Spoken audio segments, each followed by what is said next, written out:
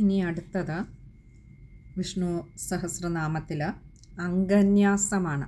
അത് സാധാരണ അത് ഗുരുമുഖത്ത് നിന്ന് ഉപദേശമായി ലഭിക്കേണ്ടതാണ് എന്നുള്ളത് കൊണ്ട് തന്നെ നമ്മളതിവിടെ പറയുന്നില്ല.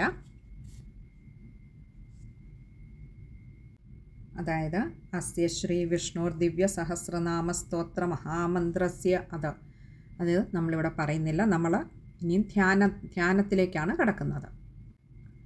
അപ്പോൾ 21-ാമത്തെ ശ്ലോകം.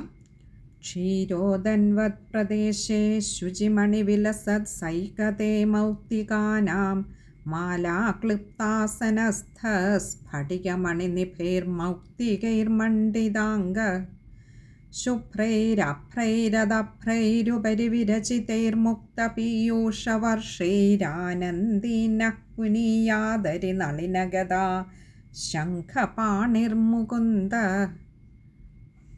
ക്ഷീരോദൻവത് പ്രദേശേ, ക്ഷീരമെന്നാൽ പാല്, ഉദൻവത് എന്ന് പറഞ്ഞാൽ അത് നിറച്ചത്, പാല് നിറച്ച, അതായത് ആ പാൽക്കടലിൻ്റെ പ്രദേശം എന്ന് പറഞ്ഞാൽ അതിൻ്റെ തീരത്ത്. ശുചിമണി വിലസത് സൈകതേ മൗക്തികാനാം, ശുചി ശുദ്ധമായിട്ടുള്ള, മണി എന്ന് പറഞ്ഞാൽ രത്നങ്ങൾ, രത്നങ്ങൾ പോലെ വിലസത് ശോഭിക്കുന്ന, സൈകതേ മൗക്തികാനാം, സൈകതേ ആ മണൽത്തിട്ടയിൽ, മൗക്തികാനാം മുത്ത് കൊണ്ടുള്ള, മനോഹരമായിട്ടുള്ള മുത്തുമണികൾ കൊണ്ടുള്ള, മാലാക്ലിപ്താസനസ്ഥ, മാലാക്ലിപ്ത ആസനസ്ഥ, രണ്ട് വാക്കുകളാണ് അവിടെ. മാലാക്ലിപ്ത എന്ന് പറഞ്ഞാൽ മാലകൾ കൊണ്ട് അലങ്കരിച്ച, ആസനസ്ഥ സിംഹാസനത്തിലിരിക്കുന്നവനായിട്ടുള്ള, സ്ഫടികമണി നിഭൈർ മൗക്തികൈർമണ്ഡിതാംഗ, സ്ഫടികമണി നിഭൈ സ്ഫടികം പോലെ ശോഭിക്കുന്നതായിട്ടുള്ള,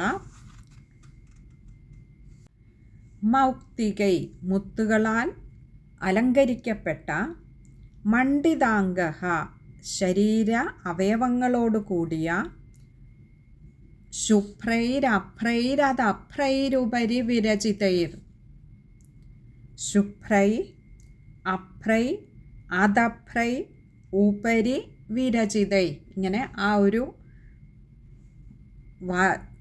വരിയിൽ തന്നെ അനേകം പദങ്ങൾ വരുന്നുണ്ട്. ശുഭ്രൈ എന്ന് പറഞ്ഞാൽ ശുഭ്ര നിറമുള്ള, വെളുത്ത. അഭ്രൈ എന്ന് പറഞ്ഞാൽ മേഘങ്ങൾ. അദഭ്രൈ എന്ന് പറഞ്ഞാൽ ധാരാളമായിട്ട്. ഉപരി അതിൻ്റെ മുകളിൽ നിന്ന്.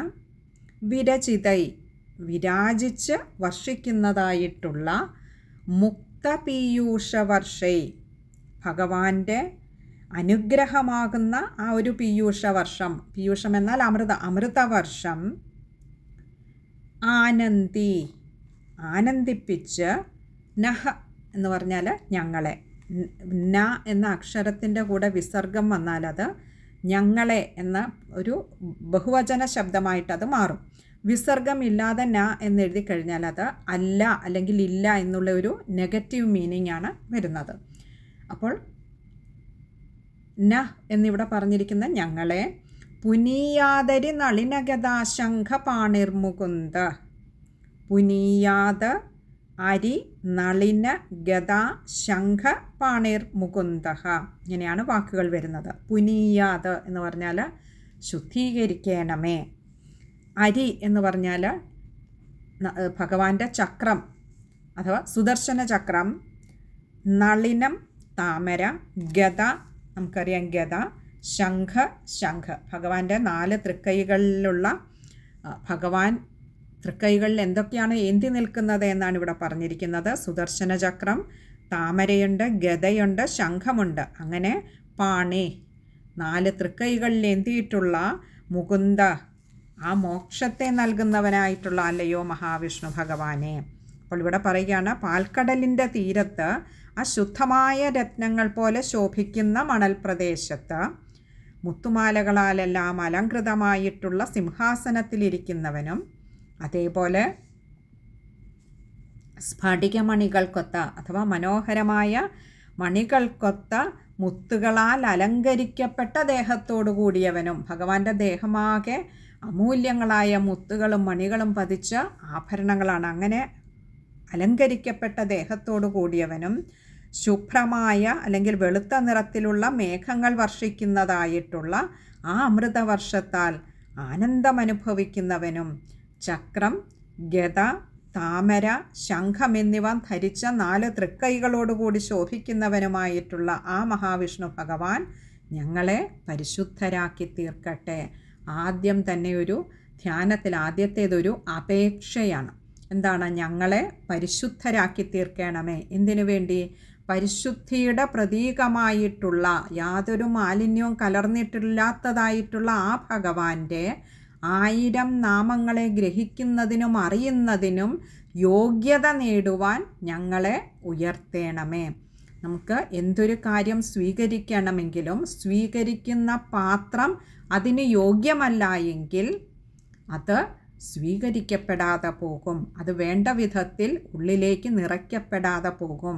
നമുക്കറിയാം, ഒരു 5 ലിറ്റർ കൊള്ളുന്ന ഒരു പാത്രത്തിൽ നമ്മൾ അത് പരിശുദ്ധമാണ്, അതിൽ യാതൊരു മാലിന്യവും ഇല്ല എങ്കിൽ ആ 5 ലിറ്റർ തന്നെ അതിലേക്ക് അതേപോലെ തന്നെ അത് കൊള്ളിക്കുവാനാകും. എന്നാൽ അതിലൊരു 2 ലിറ്റർ അളവിൽ അതിൽ മറ്റ് അഴുക്കോ മാലിന്യങ്ങളൊക്കെ ഉണ്ടെന്നുണ്ടെങ്കിൽ അതിൽ പൂർണ്ണമായും കൊള്ളിക്കുവാൻ കഴിയാതെ വരും. ഇവിടെ അതുകൊണ്ടാണ് പറഞ്ഞത്, ഞങ്ങളെ പരിശുദ്ധരാക്കി തീർക്കണമേ. അത് സ്വീകരിക്കുവാനുള്ള ഒരു യോഗ്യത ഞങ്ങൾക്കുണ്ടാക്കി തരണമേ.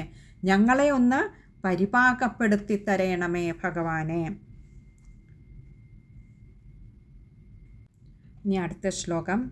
ഭൂപാദൗ യസ്യ നാഭിർവിയദസുരനിലശ്ചന്ദ്രസൂര്യൗ ച നേത്രേ കർണാവാശാശിരോദ്യൗർമുഖമപി ദഹനോ യസ്യ വാസ്തേയമബ്ധി അന്തസ്ഥം യസ്യ വിശ്വം സുരനരഖഗോ ഭോഗി ഗന്ധർവദൈത്യൈശ്ചിത്രം രമ്യതേ തം ത്രിഭുവനവപുഷം വിഷ്ണുമീശം നമാമി.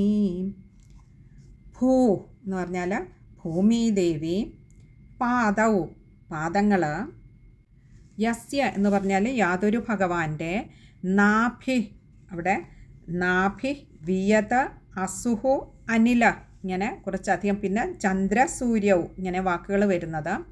നാഭി എന്ന് പറഞ്ഞാൽ നാഭിപ്രദേശമാണോ യാതൊരു ഭഗവാന്റെ പാദങ്ങളാണോ ഭൂമിയായിട്ടിരിക്കുന്നത്, നാഭിപ്രദേശമാണോ വിയത് ആകാശമായിട്ടിരിക്കുന്നത്, അസു എന്ന് പറഞ്ഞാൽ പ്രാണവായുവാണോ അനിലഹ കാറ്റായി മാറിയിരിക്കുന്നത്, ചന്ദ്രസൂര്യവും ചന്ദ്രനും സൂര്യനുമായി മാറിയിരിക്കുന്നത് ച നേത്രേ ആരുടെ കണ്ണുകളാണോ ചന്ദ്രനും സൂര്യനുമായി മാറിയിരിക്കുന്നത്, പിന്നെയോ കർണാവാശാശിരോദ്യൗർമുഖമപി കർണൗ ഇവിടെ കർണൗ ആശ ഇങ്ങനെയാണ് വാക്കുകൾ വരുന്നത്. കർണൗ എന്ന് പറഞ്ഞാൽ ചെവികൾ, ആശ എന്ന് പറഞ്ഞാൽ ദിക്കുകളായി മാറിയിരിക്കുന്നത്, ശിരഹ ആരുടെ ശിരസാണോ ദ്യൗ ദേവലോകമായി മാറിയിരിക്കുന്നത്, മുഖം അപി ആരുടെ മുഖമാണോ അല്ലെങ്കിൽ ആ ഭഗവാന്റെ മുഖമാകട്ടെ ദഹനഹ അഗ്നിയായിരിക്കുന്നത്, പിന്നെയോ യസ്യ വാസ്തേയമബ്ധി യസ്യ യാതൊരു ഭഗവാന്റെ വാസ്തേയം ഉദരമാണോ അബ്ധി സമുദ്രമാകുന്നത്, യസ്യ വിശ്വം അല്ല അന്തസ്ഥം ഏതൊരു ഭഗവാന്റെ ഉള്ളിലാണോ, യസ്യ അതായത് യാതൊരു ഭഗവാന്റെ ഉള്ളിലാണോ വിശ്വം ഈ വിശ്വം മുഴുവനും, സുരനര ഖഗോ ഭോഗി ഗന്ധർവ ദൈത്യേ ഇവിടെ സുരൻ എന്ന് പറഞ്ഞാൽ ദേവന്മാർ, നരൻ എന്ന് പറഞ്ഞാൽ മനുഷ്യന്, അതേപോലെ ഖഗം പക്ഷികൾ, ഗോക്കൾ എന്ന് പറഞ്ഞാൽ മൃഗാദികൾ, അതുപോലെ ഭോഗി എന്ന് പറഞ്ഞാൽ സർപ്പങ്ങൾ, ഗന്ധർവന്മാർ, ദൈത്യേ എന്ന് പറഞ്ഞാൽ അസുരന്മാർ. അപ്പോൾ ഇവരൊക്കെ ഏതൊരു ഭഗവാന്റെ ഉള്ളിലാണോ കാണപ്പെടുന്നത് വസിക്കുന്നത് പറയുകയാണ്. ചിത്രം രമ്യതേ ചിത്രം ഇത് വളരെ വിചിത്രമാണ്. ഇത്രയും വൈചിത്യമാർന്നതായിട്ടുള്ള രമ്യതേ സുന്ദരമായ ഈ ദൃശ്യം, തം ത്രിഭുവനവപുഷം തം അങ്ങനെയുള്ള ത്രിഭുവനവപുഷം ഈ 3 ലോകങ്ങളും ആരുടെ ശരീരത്തിലാണോ ഉള്ളത് ആ വിഷ്ണുമീശം നമാമി വിഷ്ണു ഈശം അങ്ങനെയുള്ള ആ സാക്ഷാൽ വിഷ്ണു ഭഗവാനെ നമാമി നമസ്കരിക്കുന്നു. അപ്പോൾ ഇവിടെ പറയുകയാണ്, യാതൊരു ഭഗവാന്റെ കാലുകൾ ഭൂലോകവും അതേപോലെ നാഭിപ്രദേശം ആകാശവും പ്രാണൻ വായുവും ഭഗവാന്റെ കണ്ണുകൾ സൂര്യനും ചന്ദ്രനുമായി മാറിയിരിക്കുന്നു. യാതൊരു ഭഗവാന്റെ ചെവികളാണോ ദിക്കുകളായി മാറിയിരിക്കുന്നത്, യാതൊരു ഭഗവാന്റെ ശിരസാണോ സ്വർഗലോകമായി മാറിയിരിക്കുന്നത്, മുഖം അഗ്നിയായി മാറിയിരിക്കുന്നത്, ഭഗവാന്റെ വാസസ്ഥാനം സമുദ്രമായിരിക്കുന്നുവോ. കഴിഞ്ഞില്ല. ദേവന്മാർ, മനുഷ്യർ, പക്ഷികൾ, മൃഗങ്ങൾ, സർപ്പങ്ങൾ, ഗന്ധർവന്മാർ, അസുരന്മാർ എന്നിവരെല്ലാം ഒരേ ഇതിൽ തന്നെ ഏതൊരു ഭഗവാന്റെ ഉള്ളിലാണോ വാഴുന്നത് അങ്ങനെയുള്ള ആ സുന്ദരമായ രമ്യമായ കാഴ്ച, അങ്ങനെ വിചിത്രമായിട്ടുള്ള ഭഗവാനെ, ഈ 3 ലോകങ്ങളും ആരുടെ ശരീരത്തിലാണോ ഉള്ളത് ഭഗവാനെ, അങ്ങനെയുള്ള അല്ലെങ്കിൽ ഈ 3 ലോകങ്ങളും ആരുടെ അന്തർഭാഗത്താണോ സ്ഥിതി ചെയ്യുന്നത് അങ്ങനെയുള്ള അല്ലയോ സാക്ഷാൽ മഹാവിഷ്ണു ഭഗവാനെ, അവിടുത്തെ ഞാൻ നമസ്കരിക്കുന്നു. അപ്പോൾ ആദ്യം ഇത് സ്വീകരിക്കുന്നതിന് ഞങ്ങളെ ശുദ്ധരാക്കി തരണേ എന്ന് പറഞ്ഞു. അതിനുശേഷം ആ മഹാവിഷ്ണു ഭഗവാന്റെ ഒരു വിരാട് രൂപം, ഭഗവാൻ എന്താണ് എന്ന് ചെറുതായിട്ടൊന്ന് മനസ്സിലൊന്ന് മനനം ചെയ്യുകയാണിവിടെ.